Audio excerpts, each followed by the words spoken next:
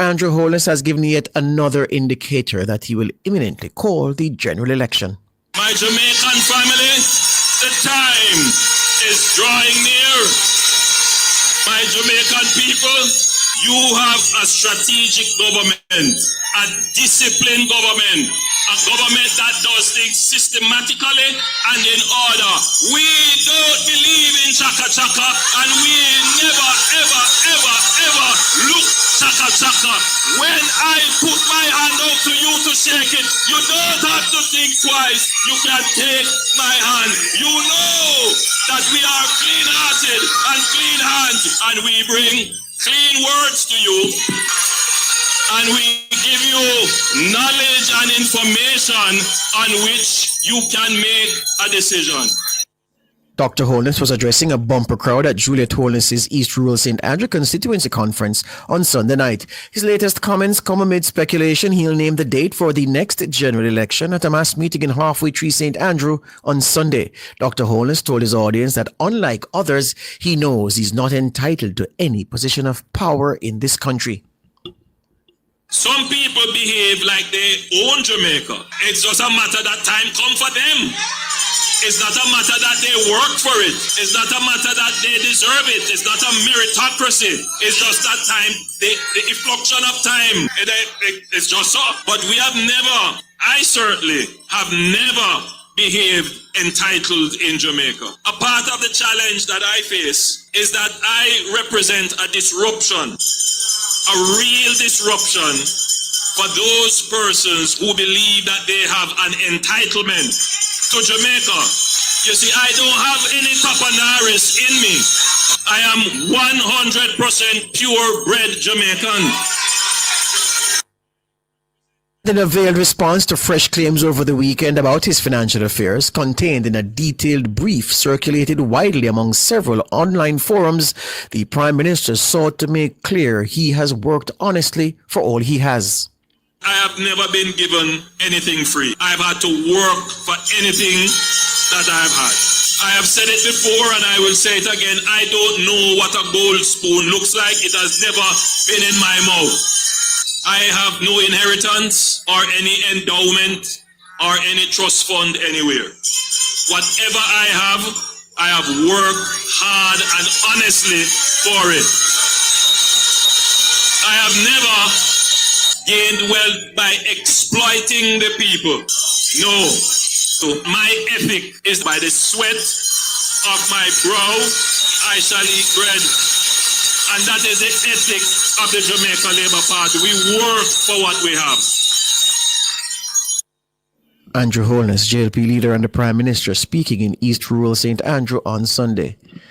PNP caretaker for Northwest St. Catherine, Senator Damien Crawford, is being taken to task for recent comments he made at a PNP mass rally in St. Catherine about wiping windshields and driving a taxi. So you see, since them a walk a half a tree, I am going to wipe car glass a half a tree Friday. And me a run taxi enlisted next week Monday. Damien Crawford, PNP caretaker in Northwest St. Catherine. Crawford was true to his word and was seen at a stoplight in the corporate area cleaning windshields on Friday. In response, the man who's vying to represent the JLP in the constituency, Newton Amos, chided Senator Crawford for mocking the circumstances of windshield wipers. He's claiming that he's going to be wiping windscreen as if he's mocking those who found themselves in a position that they don't have anything else to do. But he's a senator, for God's sake. And he says he's a goat rearer. He says he's a farmer, he's a egg farmer. And yet he wants the world to believe that he's going to go down to clean windscreen. He's mocking the unfortunate position of those who have found themselves to be wiping windscreen. Amos, a retired senior superintendent of police, also questioned the legality of Senator Crawford's plan to operate a taxi in Linstead, St. Catherine. And then what most alarms me is when he threatened to break the law, because he's claiming, as of Monday, coming to my town my town of Linstead, to run taxi. Now, all I can say to him is that we here in Linstead and its environs are law-abiding citizens, and most, if not all, of the people who operate taxi have a taxi license by law. He better sure say him have a taxi license, and that the vehicle which he intend to use to run taxi is also licensed, or else I will make sure that the Linstead police lock him up. I beg you daily to see. Newton Amos, JLP Standard Bearer for Northwest St. Catherine, he made the comments in a post on Instagram. Jamaica's agricultural sector recorded growth of 13.7% in the April to June quarter this year. That's according to the Minister of Agriculture and Fisheries and Mining, Floyd Green. The figure is an increase from the 3.1% growth recorded in the January to March period in the calendar year. At that time, Jamaica recorded an unprecedented 221 tons of production within a quarter. Minister Green told Nationwide News at the 71st staging of the Denby Agricultural, Industrial and Food Show in Maple, Clarendon on the weekend that the sector continues to see growth despite setbacks caused by Hurricane Beryl and the ongoing drought. He says direct support from the government is being provided to farmers across the island.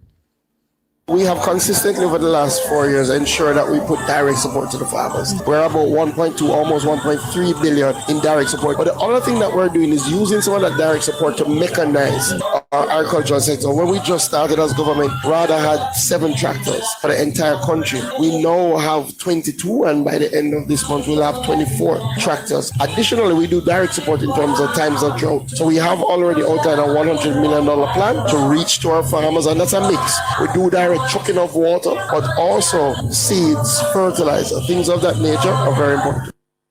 Floyd Green, Agriculture Minister.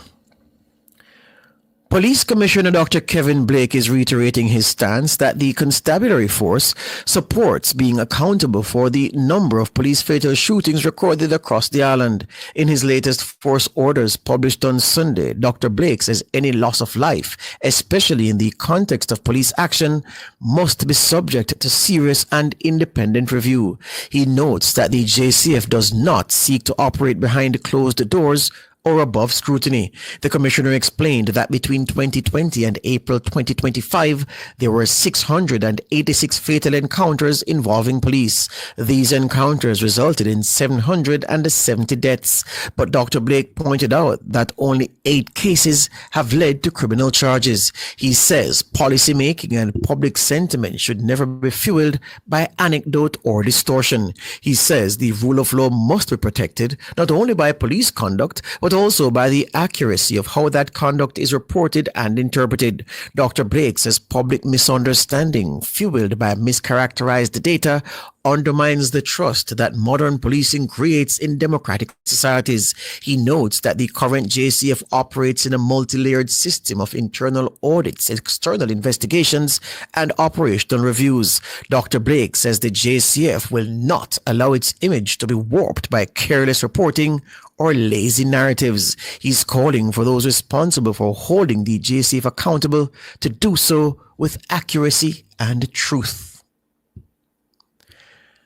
The Independent Commission of Investigations, INDECOM, says 28 people were killed by the security forces in July this year. According to its latest figures, INDECOM says that total is nearly double the number of those killed in police fatal shootings in 2024. In July last year, 15 people were reportedly killed by the police.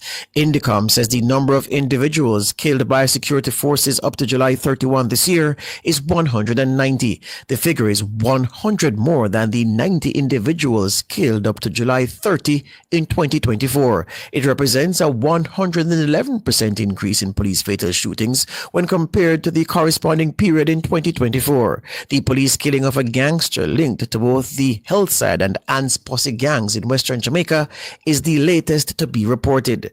Dead is 27-year-old Joseph Fife, otherwise called Nancy. Fife was reportedly shot and killed last Thursday during the execution of a search warrant at an apartment in Grange Hill, Westmoreland.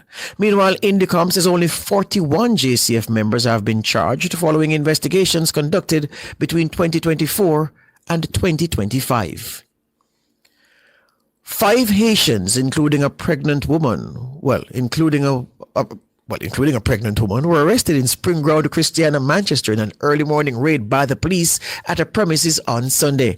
Acting Commander for the Manchester Division, Deputy Superintendent Lucas Daniels, says the Haitians were medically examined and placed in custody. During a targeted operation in Spring Ground District, Manchester, the premises was searched and 5 Haitian nationals, 4 male, 1 female, were found at the premises. Their name are withheld for further investigation. All arrested and taken in custody for processing and further investigations. DSP Lucas Daniels, acting commander for the Manchester Police Division. DSP Daniels says the police raid was followed an intelligence. It took place after the police received intelligence, and he added that no weapons were found at the premises. Managing Director of the Jamaica Stock Exchange, Dr. Marlene Street Forrest, says she's not opposed to greater integration of the various stock exchanges across the region. This follows calls for a regional stock exchange as a solution to the potential liquidity vulnerabilities faced by the smaller country-based markets. Speaking with Nationwide News, Dr. Street Forrest says seamless trading across the various regional exchanges would bolster the offerings. Siobhan Campbell tells us more. The managing director of the Jamaica Stock Exchange, JSE, says due to its relatively small size, the local market tends to suffer from liquidity issues.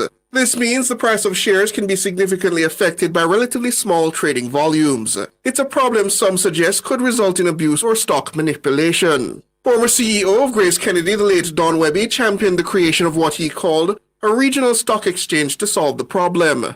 Dr. Marlene Street Forrest says she's not opposed to the idea of more fluid access to stocks across the Caribbean region. However, she says there has to be an assessment of what best satisfies Jamaica's needs. There are different models to get to the same place. And what you want is to have trading and fluid trading within the various Caribbean stock exchanges. It does not necessitate that there is only one model that will bring you to that objective, fulfill that objective. You could still have your exchanges, your national exchanges, and they are linked, and there is model like that. There's also a model of a combined, having just one single exchange. We have to look at all of the elements that would go into Model 1 or Model 2 and see what better serves the purpose of our country and ultimately the region. The JSE managing director says it's long overdue for greater access between the regional markets. It is time that we have a linkage so that there is smooth acceptance of securities and access to entry in and entry out of all the securities within the region, and so that there is more liquidity. Because if we have 120 and Trinidad has 60, I don't know how much they have, or 40, and Barbados has 25, then it is a greater pool. And what you need is to know, how do you allow for investors and brokers to trade seamlessly? Because that's what you want, seamless trading and settlement. However, Dr. Street Forrest says the stock exchange remains open to ways to strengthen the market. As we seek to grow, as we seek to plug holes, the Jamaica Stock Exchange is very responsive to issues that come up, and we look deeply into them and how we can continue to advance this market for the good of all. That's the good of the listed companies, the good of the, which are the issuers, the good of the investor, and ultimately the benefit to the capital market. Siobhan Campbell for Nationwide News. Overseas news now. Well, let's